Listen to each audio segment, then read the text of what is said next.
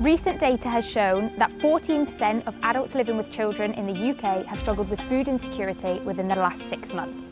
This can be anything ranging from relying on low-budget meals to skipping meals entirely. In the last 5 years, the Trussell Trust Food Bank has recorded a 74% increase in the need for food parcels in the UK. They've given out 1.9 million to families in crisis between April 2019 to March 2020.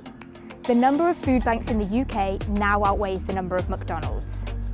In tonight's documentary, we're going to explore the increasing need for food banks in the UK and try to understand the everyday implications for people struggling with food insecurity.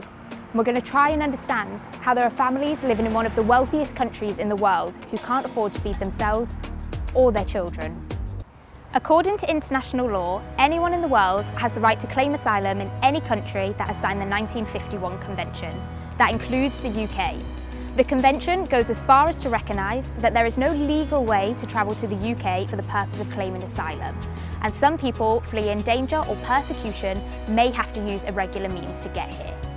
So why do we so often see headlines and news articles about asylum seekers coming to the UK illegally, or the country being so full that it can't take any more refugees, when in fact the UK is home to only about 1% of the 29.6 million refugees forcibly displaced around the world? In tonight's documentary, we're going to look at the harsh realities for people seeking refuge in the UK and try to understand why some people take such perilous journeys in order to get here. We're going to try and unpick the misconceptions and understand the reality. Per capita, the UK has one of the highest rates of recorded acid attacks in the world. Acid attacks are globally considered a form of gender-based violence, with females most likely to be victims. The main reason for this can be due to the permanent scarring of the face and body, which is often associated with a woman's beauty. However, the UK differs from this, with men most likely to be victims and most acid attacks being linked to gang-related violence.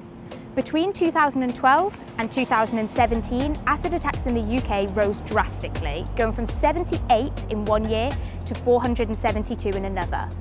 The reason for this increase can be hard to pinpoint, but it can be even more difficult to police. The main difficulty in policing this is that the acid used can be anything from a chemical cocktail to an everyday household cleaning product. In tonight's documentary, we're going to explore the increasing use of acid as a weapon in the UK and the permanent impact of being an acid attack victim. The UK prison system is one based on protection, punishment and rehabilitation. According to the UK government, by focusing on rehabilitation, we can reduce future reoffending. So why do 48% of adults go on to reoffend within just 1 year of release? In 2014, one prison in America turned traditional rehabilitation on its head by introducing a new element: stray dogs. This new initiative saw the inmates become responsible for the care of these animals and in turn gave both the inmate and the animal a second chance at a better future. In tonight's documentary, we're going to explore the link between animal-assisted therapy and rehabilitation. We're going to do this by speaking to people with a first-hand experience of the criminal justice system and those responsible for reforming it. And we're going to try and understand whether animal-assisted therapy can really have an impact on future reoffending.